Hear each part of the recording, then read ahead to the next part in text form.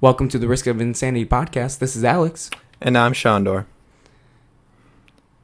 Oh my gosh. Aren't you the introductor? Yeah, sorry. I was You have one job and you forget it. I was like, wait, am I? Okay, yeah, I got you. Yeah. Today we're going to be talking about relationships. Ooh. What kinds of relationships? We're going to be talking about friendships and romantic relationships. Okay. So, what about him? What about him, Shandor? I don't really know how to start this one, if I'm being quite honest with you.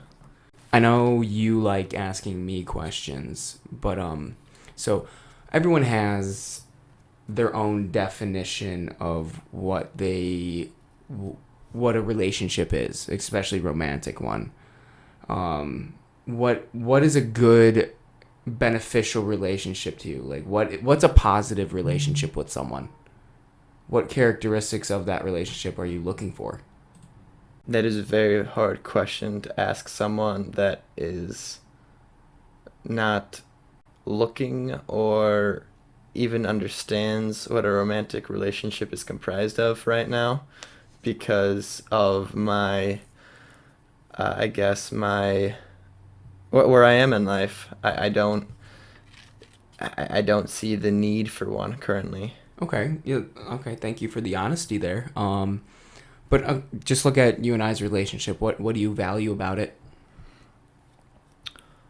Well, a platonic relationship such as friends, I feel like the value is placed on reliability, obviously, trustworthiness.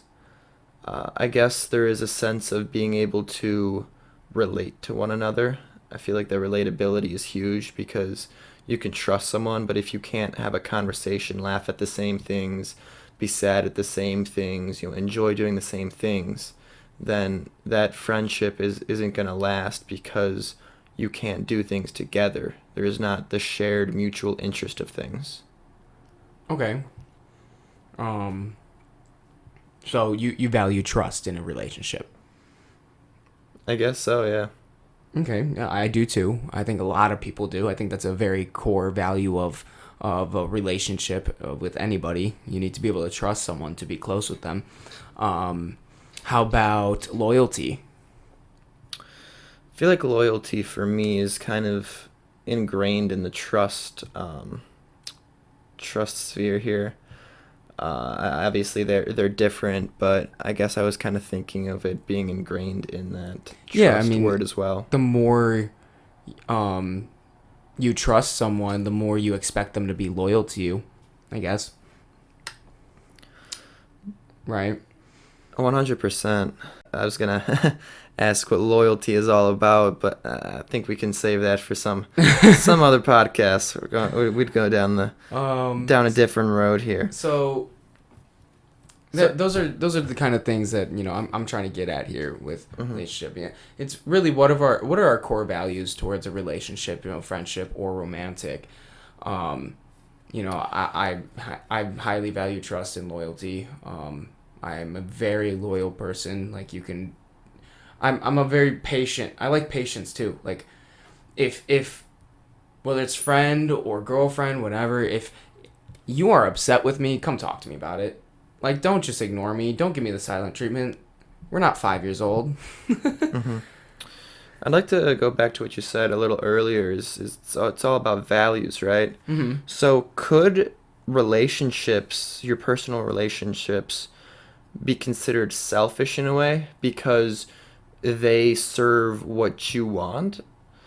Whether it be a friendship or a girlfriend or boyfriend, you are looking out for your self-interest. I'm not saying that's wrong, but is that considered selfish? No, I honestly love your question there because it's a concept I've thought about. It's a fine line. It really is.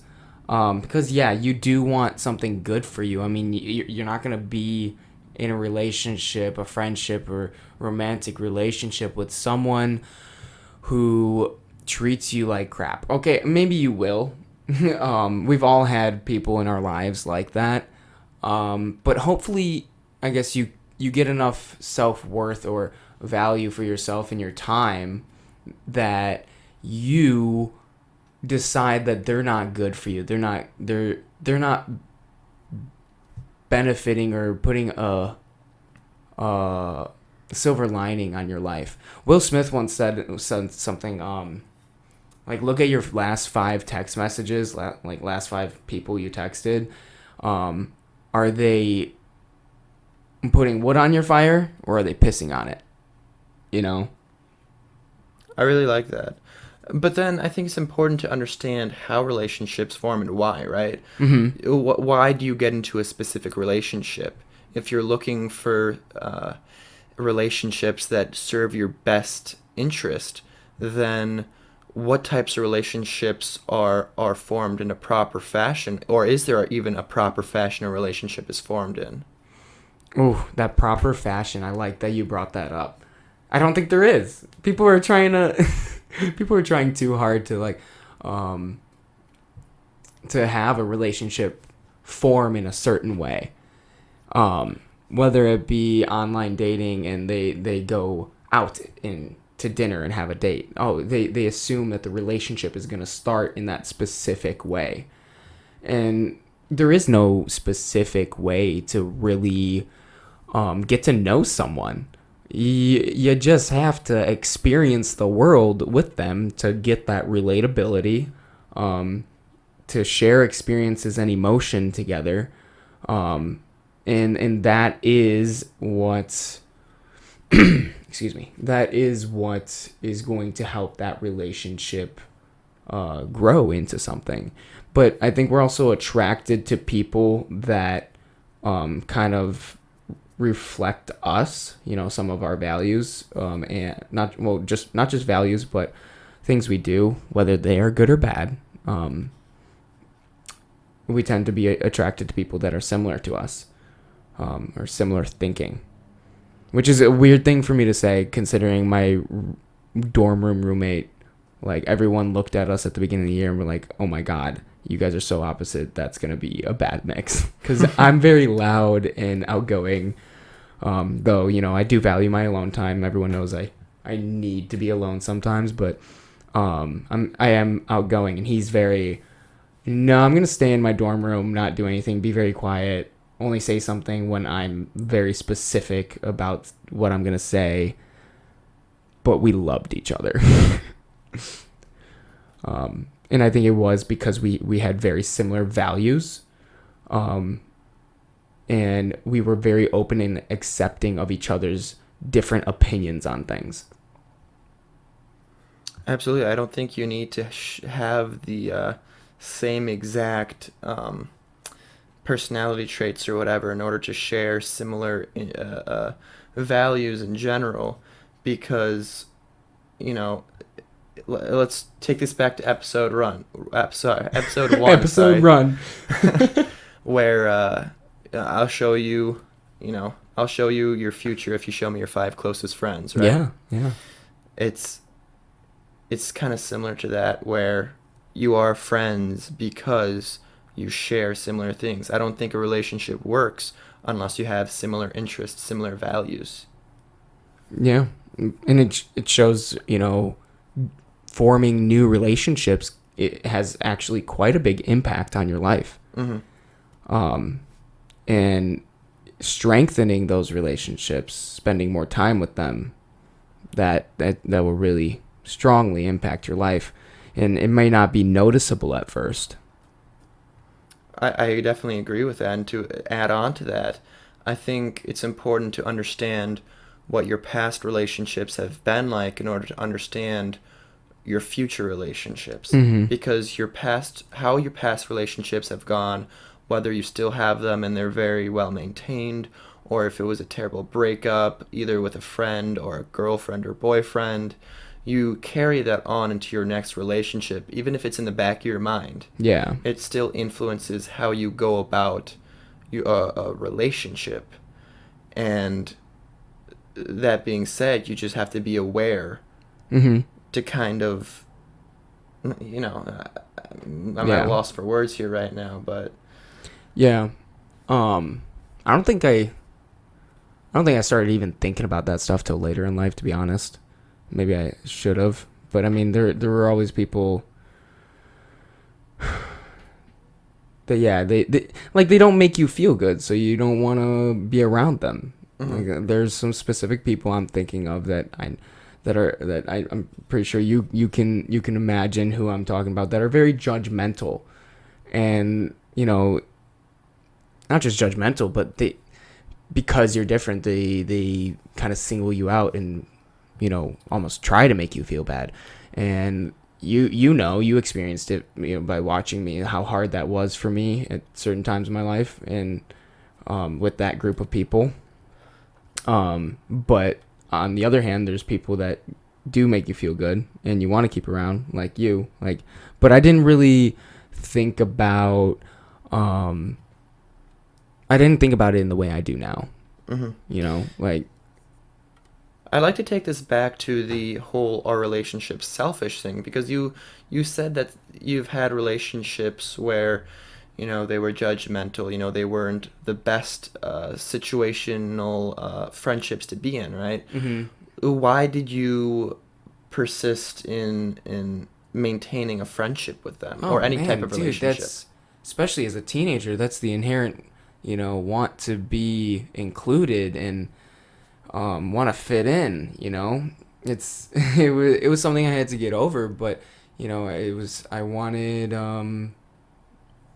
to be accepted, I guess.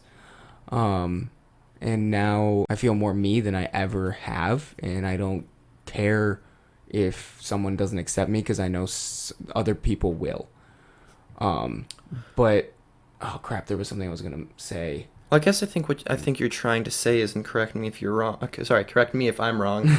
Is that before you can go out and form relationships with others, whether it be a friendship or a romantic relationship, is you must understand who you are as a person, so that others don't influence you and what you do and what you care about.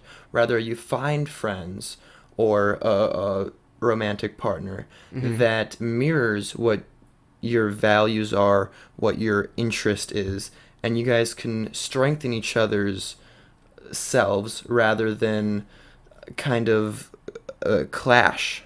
Yeah. Okay, so I want to hit on a couple points here. First, going back to reiterating, yeah, it's that selfishness in a relationship is a fine line, because people can be very selfish in a relationship. Yeah, it's possible, and it's possible for anyone, even me, to have a selfish moment in a relationship and not think it through. But part of the goal is to try not to do that. At least mine is.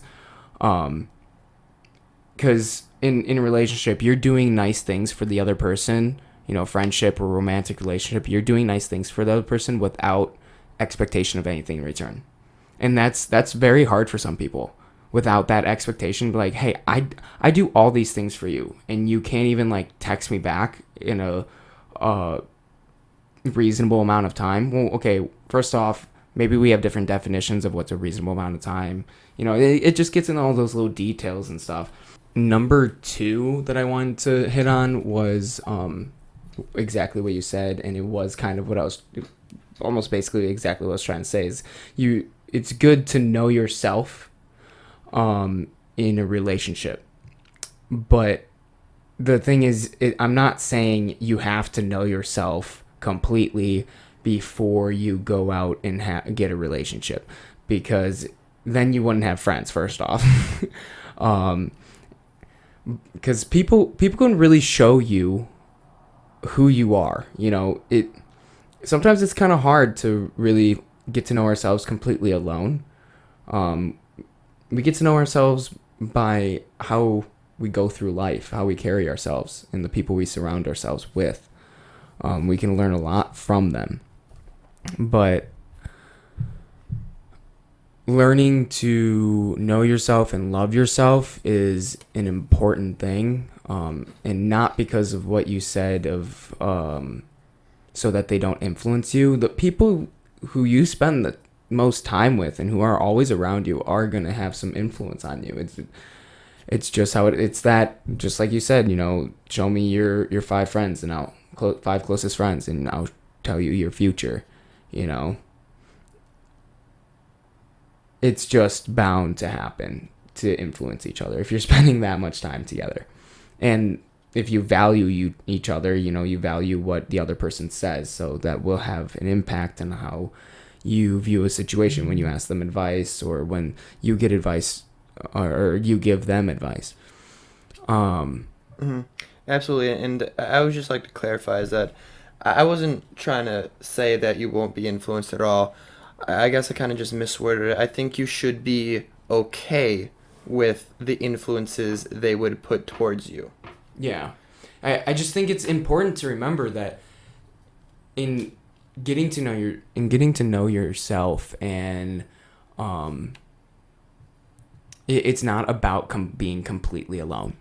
There's always going to be somebody there. There's always, like, even if you go to a small village in Alaska and you live there, there's always going to be somebody there, whether it's, you know, just the person at the general store, you know, regardless, there's always going to be somebody there. We are social creatures. It's really about being able to learn how to create the space for yourself, and have you time while being surrounded by all these people. And being good at that, but also having not necessarily having friends that respect it, but helping your friends understand that, you know, you need that, and having them, you know, just if they respect you, they'll respect that you need you time. You know, they'll respect you trying to understand yourself. I mean, ultimately, in a relationship, romantic or friendship, you if you care about them and value them, you want the best for them, and you would help them in achieving that best, whatever it is. That is unconditional love. Whatever they choose or whatever they think is the best for themselves, yeah, you can talk about it, talk it out, and, you know, be like, you know, from my view, I don't see it as the best, but if this is your decision, I respect it, and I'll support you through it. Hmm. Absolutely, I agree with you. I think it's important to understand that unconditional love doesn't initially happen immediately, right? Yeah, With yeah. my closest friends currently, I met them at a camp in 2010. I didn't see them again till late 2011, and at the time in 2010 at the camp, I didn't think I'd ever see them again. So I didn't care what they thought of me. They didn't care what I thought of them. I mean, you were a little butthead at the time, so. And when I came to Cleveland from Georgia, then it took a good 6, 7 months to start forming relationships with these current friends of mine. I was kind of forced into the situation as we were all a part of Scouts, Yeah. but it it really shows that who you're going to be friends with, you're never really going to know. And that's something I want to bring up is that how do you expect to form relationships, right? Do you go searching for them? Do you seek out certain types of people through dating apps? Or I've heard about like an entrepreneurial Tinder type thing where you find I other heard people about that that, are yeah. entrepreneurs. Um, That's a or good do you just question. go about your life and not hope, but know that you're going to stumble upon the right friends, right romantic partner because you're confident in who you are and you're going Mm-hmm. to attract that person to you at some point. That's that last part, being confident in who you are and attracting the people. What and it sounds very self-centric and selfish of you attracting the people, but they're attracting you too. Okay? And being comfortable with who you are and embodying that, and, you know, just living by who you are, that will attract them. People, I mean, people, like we talked about, people want to be around people that share values, you know. And you really never know who is going to be your friend. You never know who you're going to end up being romantically involved in. or in romantically involved, romantically involved with. We're just gonna forget. I didn't say it like that. Okay. Yeah, you just never know. Yeah, it's. I've literally had people who, and I've tried talking to. They were complete strangers, but I was just trying to be open and friendly, and they're like, "Why are you talking to me?" I'm like, "Why not?" They're like, "I don't know you." I'm like, "So does that mean we can't be friends?" They're like, "Well, no, I don't know you." It's like, "Well, you didn't know your friends at one point. The people who you call friends, you didn't know them at one point. What logic is that?" you know? So I really like to think that the best policy is just to be open, just let it happen. There's no one way to create a friendship or a romantic relationship. Life just happens. It is what it is, man. I really like how you phrase that. Life is what it is. Just let it happen. Yeah, you just have to be open to it. Mm-hmm. When relationships, whatever, it doesn't matter if it's anything. Just be open to it. It makes it so much easier when you drop trying to control everything in life. There's a lot less anxiety that goes into it. And with dropping, what I noticed with my life, at least, when I dropped trying to control everything, one, yes, the anxiety went down. But two, shit just got easy. Things just got easy. It just happens. And then it's not like I don't get upset about things. We have emotions, and it's, ups and downs in life. It's a roller coaster. But in the end, we usually end up liking it. We usually have fun. But, we go through those ups and downs, and if you're just letting it go, you have so much more to appreciate, so much more to be grateful for. Mm-hmm. Definitely. So I'd like to transition now for more of the forming the relationship to more of the expectation of the relationship, right? Mm-hmm. When you actually realize that you're forming a relationship with someone, whether, a platonic friend or a romantic endeavor, how do you go into that relationship? Do you kind of be cautious as you go into it?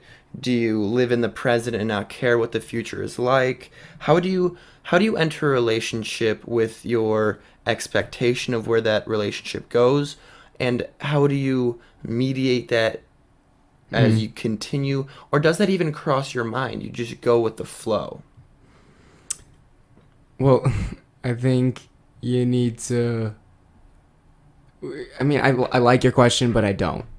Like, how do you go into it? Well, you go into it by, an expectation can really ruin things. If you expect someone to be a certain way and they're not, it creates conflict.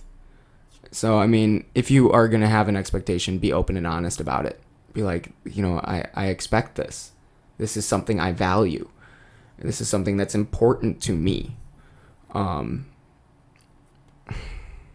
I mean, there was so much that you were saying in that question there. Mm-hmm.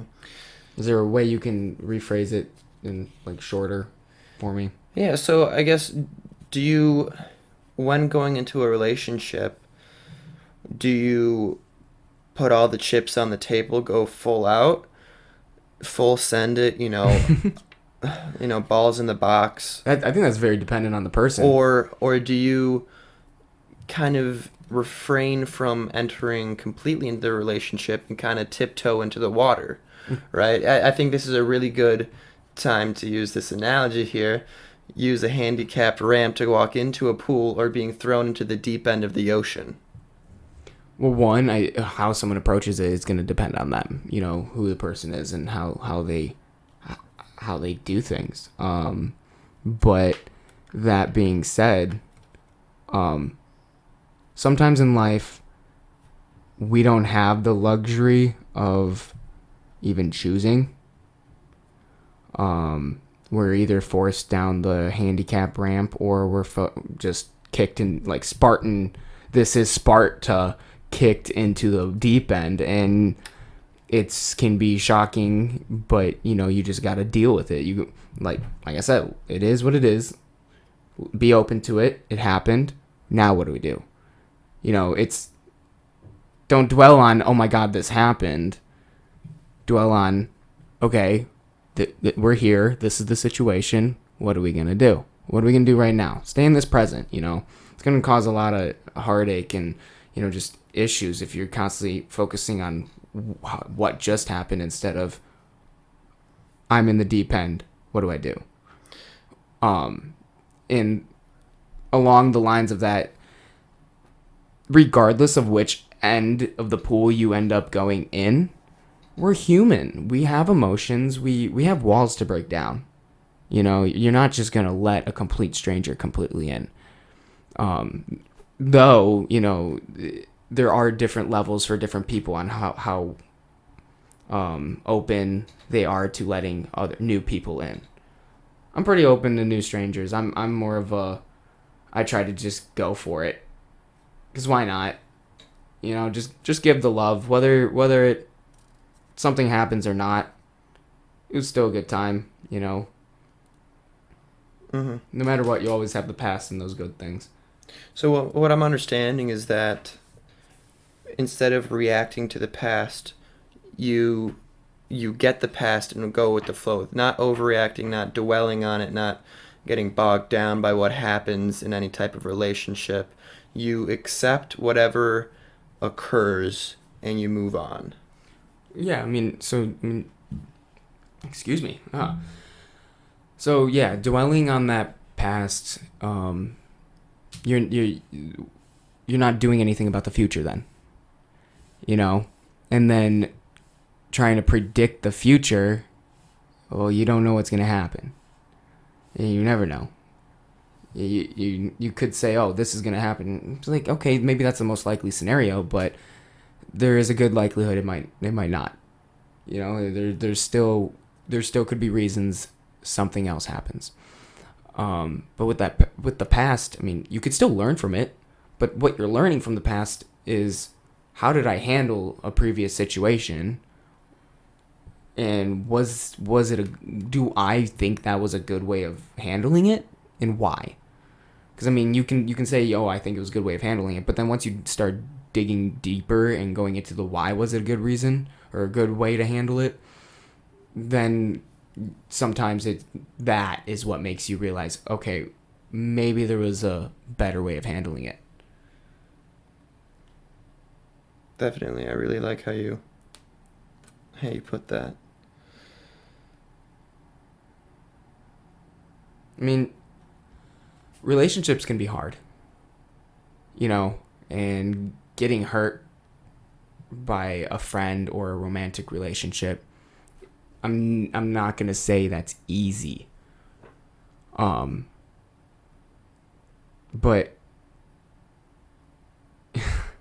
you can tear something apart in seconds, right?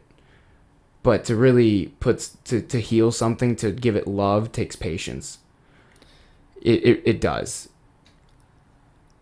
I've heard that you can build trust with someone, but once you break it, no matter how hard you work at it, they will never trust you the same amount uh, later in life than the moment right before you broke their trust majorly for the first time. There is some truth to that, I think. I don't like to think it's totally true. I mean, I guess it's very situational. But like, how big of a thing and how close to your values was that break of mistrust? You know? Mhm. Well, there's obviously, oh no, I'm not busy, or sorry, oh, I'm busy, I have to do this, and they're actually doing something else. But I'm talking like serious. Well, I mean, that's a little different too, because that's also, you know, that's putting anxiety and that's lack of communication. It's not even, I can't trust you to just show up. That's, I can't trust you to share your thoughts, to communicate with me properly and openly. And that's something that can be worked on. You know, time getting past it, one, and two, together working on it and trying to communicate better. That can in that situation, I believe that can help bring trust back. But that's because relationships are not about you. You know, it's that selfish thing. It's not just about you. It's about them too. But with that, a relationship is a individuals being together. You are both separate. You both have your separate lives. You can do your own separate things, but you obviously still do some things together. You know, especially if it's a romantic relationship and you're living together. However, it's about growing as yourself. No matter the relationship, it's about growing as yourself, and then also growing together. There's two ways of growing there, and both need to happen. If one of them is stagnant, you've got a problem. There's gonna be either some resentment, some pent up anger about something. There's some mistrust, miscommunication. Something's gonna start festering in that relationship if you're not growing together and not growing individually. I can definitely see that. I think the key takeaway there is communication, right? You Yeah. have to be able to communicate with any type of person you have a relationship with in order to grow together, grow individually, get through just any type of potential barrier that can cause resentment or a blockage to continuing your relationship. Yeah, and it can be Just very uncomfortable. Very, to have those conversations. But the amount of personal and relationship growth that you're going to have in life is going to be based off of how many uncomfortable situations and conversations you are willing to endure. It's pushing that comfort zone and creating a larger comfort zone. absolutely, I definitely feel like you have to be comfortable with communicating, and that only comes with practice throughout time. Mm-hmm. Um, but what happens when there is an end coming? You know, we've talked about developing and forming relationships, but what about when a relationship is coming to an end? How do you properly deal with that situation? Whether it be trust is completely lost, communication is not present from one side or the other, or even both, or if just through random circumstances a relationship has to end. How do you move forward from that?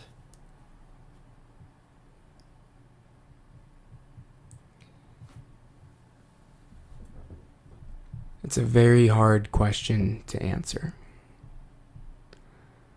I think no matter who you are, it's a hard question to answer. And again, it's something we can only just keep trying to do better at. Personally, I think you gotta let go. You can't just hold on to something. That's gonna create more resentment and more problems. If you're holding on and someone else wants space in relationship is important. That's part of that growing together and individually. Yes, you're together and growing, but individually you need to give the other person their space to be able to do so. And that space goes to letting them go. I mean, if someone is if someone is ungrateful for something that you're doing for them, doing more of that thing is not going to make them stay and is not going to make them start appreciating it.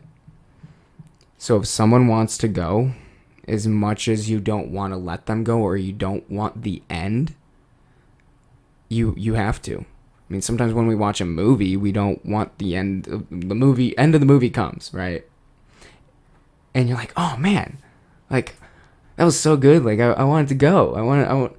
You got to let it go. right? Well, you know that with a movie. It's so easy, but that's not a relationship. With the relationship, you start getting, those that feeling of weight on your chest, maybe a lump in your throat. Um, I think the weight on the chest thing is something most people can relate to. You feel it. Like the heart isn't a sense. Yeah, it is. It's not just where you feel heartbreak, it's where you feel a lot of joy. You're not feeling that joy in your brain or in your ears or your eyeballs. It's right there in your chest, man. But just like the uncomfortability of growing and having conversations and pushing yourself for uncomfortable situations to grow personally, it's another thing you just have to embrace and accept about life, because it's there. You're not going to be able to avoid being hurt. If you avoid being hurt, you also avoid the good. They're part of the same thing. You can't have one without the other. That's yin and yang. People look at yin and yang and don't see the full depth of it. It's not that there's always good and bad and good. There's so much more to that symbol, and one of the key factors that's important in it is that they are the same thing. You have to have one to have the other. You can't have joy without sadness, because if you had joy and you didn't have sadness, you literally would not understand why joy couldn't be good. You have no frame of reference. Why is a Lamborghini good but a Fiat 500 isn't? Because you have a frame of reference for what a good car is, or what a good brand is. What's an expensive brand? You have a frame of reference.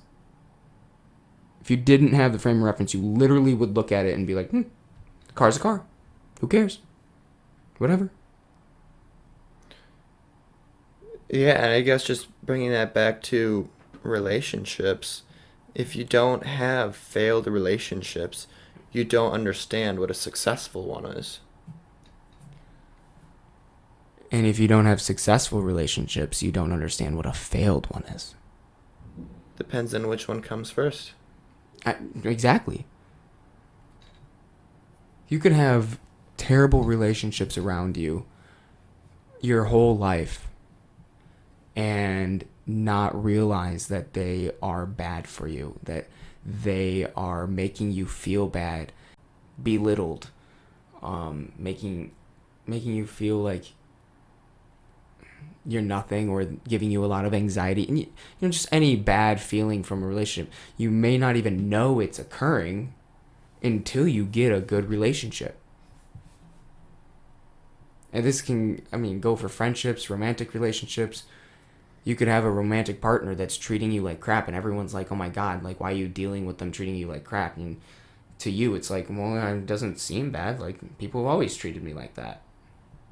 And then it astounds you when somebody else does treat you better. And that in itself can be uncomfortable, and because you never experienced it before. It's a new feeling. New feelings are uncomfortable, even if it's good. Good and bad are subjective. Like, we make it up in our mind. Everyone has a different definition of good and bad. It's why we have multiple parties in our political system trying to make different laws. Somebody says, oh, this is a good law to make. Somebody else is like, nope, it's not. It's so subjective. But again, that's part of the communication relationship.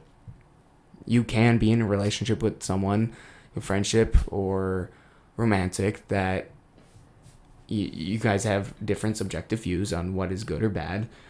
But one, it is giving them the space to believe that, to respecting that they believe it, and not trying to convince them otherwise. If you're constantly trying to convince them, they're just going to get annoyed and resentful. And I lost my train of thought. Well, I think this is a good spot then to I guess highlight what you think is the most important. aspects of a relationship throughout the process of forming, maintaining, and eventually, if it comes to it, ending a relationship?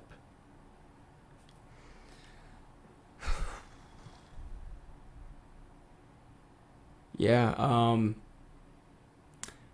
In values, trying to understand that the relationship fits in to your core values and what you want out of life, instead of, oh, this person's just attractive, or, this person is really fun. Like if it's a friend, you meet someone at school and, it's some fun stuff. You guys, go skateboarding together, but so you got to understand if the values are similar. And I really, to me, the biggest thing is the space to be able to grow separately and together. That's huge. It's something most relationships don't have, but what I've seen is the ones that, they've been married for 40, 50 years, or they got married really young. If you talk to those people in those kinds of relationships, they do a lot of things separate. They're like, yeah, you have to. You can't spend every waking second with that person. As much as, like, yeah, you might miss them. Like if you go on a cruise with, my aunt and uncle are actually pretty good examples. It's not their first marriage, but they're absolutely, in my opinion, they're cute, because and they respect each other and their lives, and then they come together. And so my aunt will go off on a cruise with her girlfriends for a week, their own separate vacation, and then come back. It gives you things to talk about, you know? But it also gave her the space to be her, be with her girlfriends. My uncle didn't need to be there for every waking second of it. And then vice versa. He used to take like 10,000-mile motorcycle rides across the U.S., like go from the one side of the U.S. to the other. And of course, once you do that, you gotta come back. Absolutely. I think you bring up some great highlights there. I think for me, in regards to forming relationships, I don't think you should force a relationship to happen. Yeah. I think patience is definitely the key. Finding the right relationship is key, friendship or romantic partner, and maintaining it. We've said this a lot, but I think communication is huge because that kind of entails everything else as well. Because if there is no communication of, oh, I need my space, or oh, this is wrong, or oh, this could lead to a confrontation, if there's no communication, things can deteriorate in a way where there is no way of fixing things. Yeah. And I think that is what, to me, is the most important thing to maintain a relationship. And I guess ending a relationship is never easy, but yeah, whether it's a mutual ending or not, at the end of the day, if a relationship is not treating you well, in either you're not getting out of it what you would like, in a sense of lack of respect, lack of appreciation, lack of fun, enjoyment. If you don't find yourself wanting to spend time with that person as a platonic friendship or a romantical endeavor, you should remove yourself from that situation. Yeah. That's, with that is effort, If someone's not giving you effort to spend time with you, or to even try and listen and understand and communicate, you can't push them and force them to. So what do we got here? We have values. We have space to grow individually, and respect for that, so that you can mutually come together as one unit, as a team. Because yeah, I love the team analogy. I don't know why I didn't say that earlier. Because like a basketball team, it's made up of separate people, but you guys are a team. You're one. That's it. You're one because you're a team, but separate people. So, and then, sorry, what did you? And then there's patience to find the right Patience. relationship, and then communication that entails everything to to maintain the relationship and make sure it's going in the proper direction. But if it's not, don't be afraid to leave the situation. Don't be afraid to try and talk to them first about it instead of just running away as well. Well, obviously that comes in with the communication. Yeah. Yeah. Okay. Yeah, you're right. You're right. And I think this is a good place to end things. Thank you for listening to this episode regarding relationships, and we hope to catch you in the next one.